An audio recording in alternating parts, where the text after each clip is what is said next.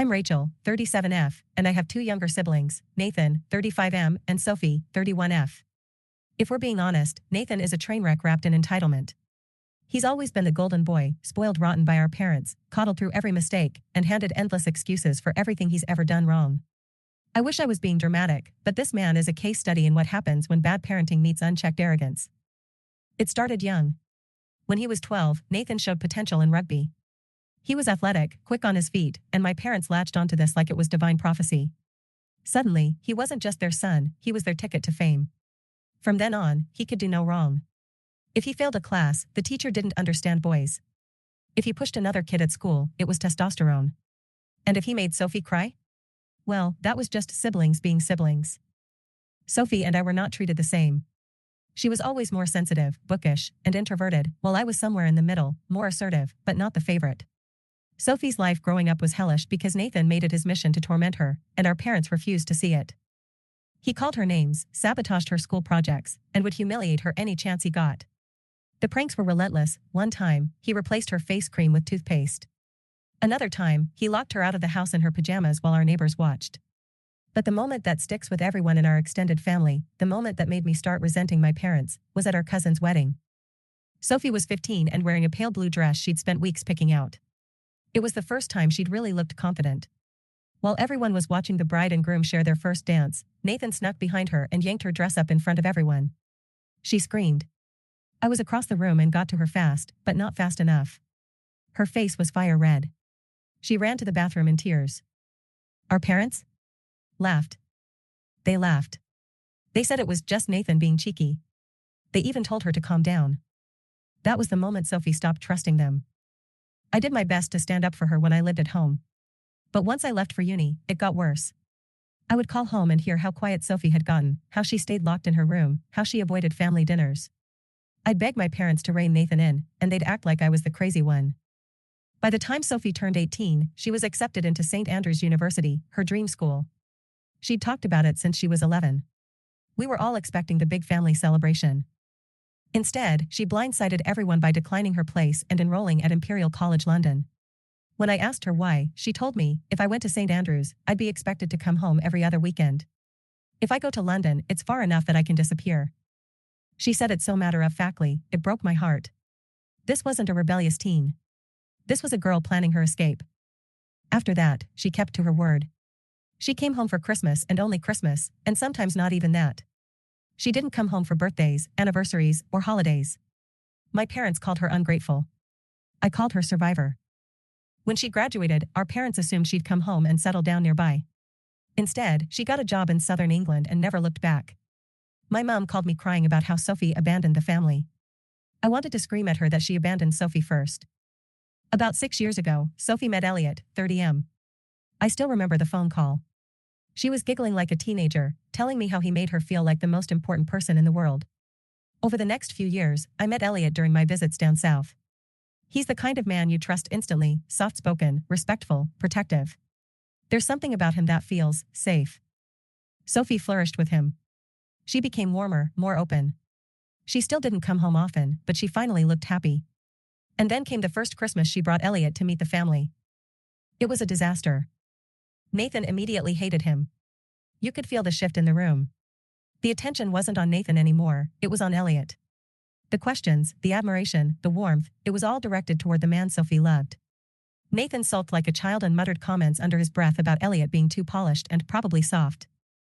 Then he tried to prank Sophie again. While she was sitting on the couch chatting with Elliot's mom on speakerphone, Nathan came creeping into the room holding a giant bowl of water. His plan was to soak her in front of everyone, his grand comeback. Elliot caught him mid-step and stood up between Nathan and Sophie.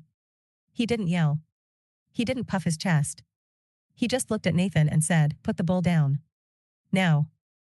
Nathan started laughing and said, "It's a joke, mate. Chill." Elliot didn't even blink. "If you ever try to humiliate her again, I swear to God, I will make sure you regret it." The silence in that room could have cut glass. My mom tried to defuse it by saying, "Oh, it's just Nathan's way of being playful," but the look Elliot gave her was pure steel. That night, Sophie and Elliot left early and never returned. My parents were furious. Not at Nathan, for planning to soak his sister like a toddler, but at Elliot, for starting trouble. Sophie and Elliot got engaged a year ago. This February, they sent out wedding invitations for August. Everyone in the family got one, except Nathan. Cue absolute meltdown. My parents called Sophie screaming.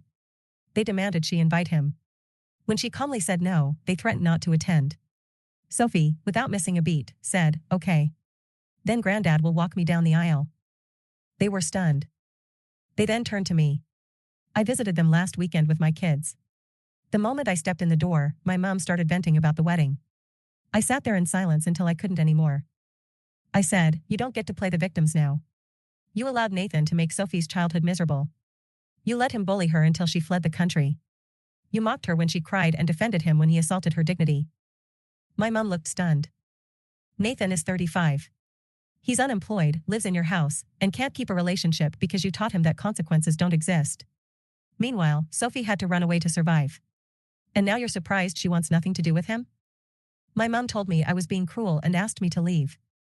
Later that night, my dad called me and exploded on the phone, saying I'd broken your mother's heart and sided with an ungrateful brat. That did it. I told him, "You weren't a father to Sophie. You were a spectator while she was torn down, and now you think you deserve to walk her down the aisle? You don't even deserve a seat at her wedding." Click. He hung up. Since then, it's been chaos. Some of our extended family think I was too harsh. My grandma is crying over the drama. But my granddad, who's always had a soft spot for Sophie, called me and said, "It's about time someone told them the truth." My phone hasn't stopped buzzing since the blow-up with my parents. Messages from aunties, cousins, people I haven't spoken to in years. Some are angry. Some are trying to stay neutral. A few are quietly cheering me on, though they won't say it out loud. My mom's been playing the heartbroken matriarch card to perfection. Apparently she's been crying nonstop, telling anyone who'll listen that she lost both her daughters in one day. It's rich, coming from someone who barely acknowledged Sophie's existence for a decade, except to guilt-trip her at Christmas. But what stings the most is that she truly believes she's the victim. Sophie called me a few days after the fight. I could hear the hesitation in her voice, like she was expecting me to backtrack. "Are you okay?" she asked quietly. "I'm fine," I told her. I should have said it years ago. There was a long pause, and then I heard her sob. Not the kind of sob where someone's looking for sympathy, the kind that comes from being validated after a lifetime of gaslighting. "You were the only one who ever stood up for me," she whispered. And that broke me. After that, we started talking more, almost daily. She filled me in on the wedding plans. It was going to be small but meaningful. A rustic barn venue in Surrey, warm lights, live music, her favorite flowers, peonies. Elliot's family was helping with everything. His mom even made Sophie's veil by hand. The way she talked about them, it was obvious they had become her true family. Meanwhile, the silence from our parents was deafening. Nathan, of course, doubled down. He posted some passive-aggressive garbage on Facebook about families that turn their backs on loyalty and how some sisters choose strangers over blood. My husband told me to block him and be done with it. I didn't even bother replying. What got to me, though, was when I got a private message from Nathan's ex, Hannah. I hadn't spoken to her since they broke up 3 years ago. "Hey Rachel. I just wanted to say, thank you for saying what you did. Nathan never told me what he was like with Sophie growing up. But I saw glimpses. The controlling, the insults, the way he could switch from charming to cruel in seconds. I used to think it was my fault. It wasn't. He's never had consequences. I'm glad someone finally said it." That message left me staring at my screen for a long time. The week of the wedding arrived like a storm cloud hanging over a sunny field. My kids were flower girl and ring bearer. They were beyond excited. Sophie sent them handwritten cards thanking them and even included little gifts. She didn't have to. But that's who she is, thoughtful, kind, always trying to make others feel special. Even after everything. The night before the wedding, there was a small family dinner at the venue's guest house. Elliot's parents were warm, open-hearted people. His dad gave a little toast about family being who shows up when it matters. Sophie's eyes found mine as he said it, and we both knew what he meant. Then came the wedding day. Sophie looked like something out of a dream, elegant, glowing, utterly serene.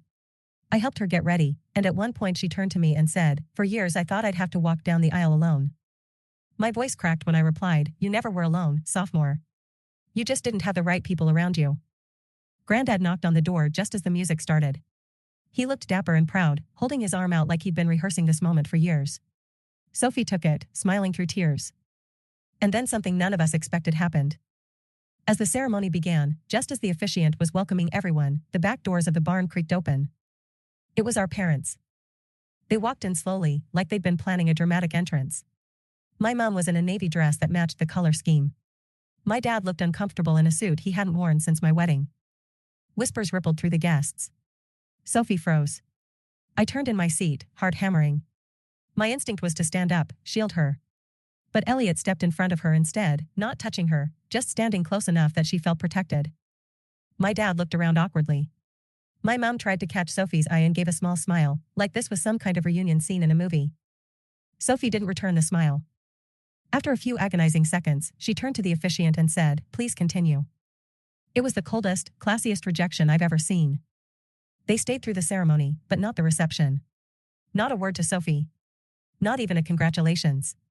Just sat like statues, then left before the first dance. Later, I found out they had tried to force their way into the guest list by appealing to the venue staff. They claimed there'd been a mistake. But Sophie had already warned the staff. Security had been briefed. They were only allowed in because Sophie, in a final act of grace, said they could watch the ceremony, nothing more. The reception was beautiful. Emotional speeches. Lots of laughter. Good food. And a dance floor that never emptied. Sophie and Elliot had their first dance to You Are the Reason. There wasn't a dry eye in the room. And when it was time for the father-daughter dance, Granddad took her hand. My dad should have been the one in that spotlight. But he'd given up that right long ago. As I watched Sophie dance with Granddad, I thought about all the years she spent believing she wasn't worthy of love, respect, safety. And now, here she was, surrounded by people who adored her, cherished her, celebrated her. A family she built herself. And me? I don't regret what I said to our parents. I'd say it again. Louder, if I had to. Because loyalty doesn't mean silence in the face of abuse. It means choosing the person who's been trampled, shamed, discarded, and standing by them even when it's uncomfortable. Family isn't who you're born to. It's who you fight for.